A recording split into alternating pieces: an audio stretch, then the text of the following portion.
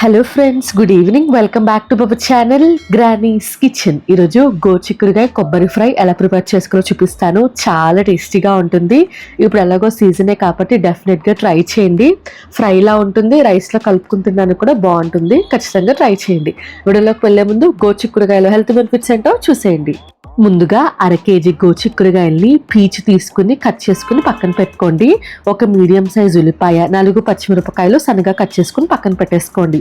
ఇప్పుడు ఒక ప్యాన్ తీసుకుని 5 టేబుల్ స్పూన్స్ ఆయిల్ యాడ్ చేసుకోండి. ఆయిల్ బాగా హీట్ అయిన తర్వాత ఆవాలు, జీలకర్ర, దంచి పెట్టుకున్న 10 వెల్లుల్లిపాయలు, కరివేపాకు, ఎండుమిర్చి యాడ్ చేసుకుని తాలింపుని బాగా ఫ్రై చేసుకోండి. తాలింపు ఫ్రై అయిపోయిన తర్వాత కట్ చేసి పెట్టుకున్న పచ్చిమిర్చి, ఉల్లిపాయ యాడ్ చేసుకుని పచ్చిమిర్చి, ఉల్లిపాయ పచ్చివాసన పోయేంత వరకు ఫ్రై చేసుకోండి.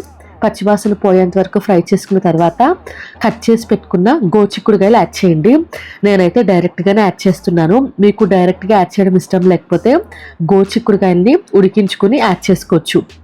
ఉడికించుకుని యాడ్ చేసుకుంటే ఒక టేస్ట్, డైరెక్ట్గా యాడ్ చేసుకుంటే ఒక టేస్ట్ అనమాట. గోచిక్కుడుకాయ యాడ్ చేసుకున్న తర్వాత మీ టేస్ట్కి సరిపడా ఉప్పు, 1/2 టీ స్పూన్ పసుపు యాడ్ చేయండి. ఉప్పు ముందు యాడ్ చేస్తే త్వరగా కుక్ అవుతుంది అనమాట. ఉప్పు, పసుపు గోచిక్కుడుకాయలకి బాగా పట్టే విధంగా మిక్స్ చేసుకుని మూత పెట్టేసి లో ఫ్లేమ్లో 25 మినిట్స్ కుక్ చేసుకుంటే గోచిక్కుడుకాయ చక్కగా సాఫ్ట్గా కుక్ అయిపోతుంది. అదే మీరు ఉడికించుకుని యాడ్ చేసుకుంటే 5 మినిట్స్లో ఈ గోచిక్కుడుకాయ కొబ్బరి ఫ్రై అనేది రెడీ అయిపోతుంది. అలా ప్రిపేర్ చేస్తే ఒక టేస్ట్, ఇలా ప్రిపేర్ చేస్తే ఒక టేస్ట్ వస్తుంది అనమాట. హై ఫ్లేమ్లో అస్సలు పెట్టకూడదు.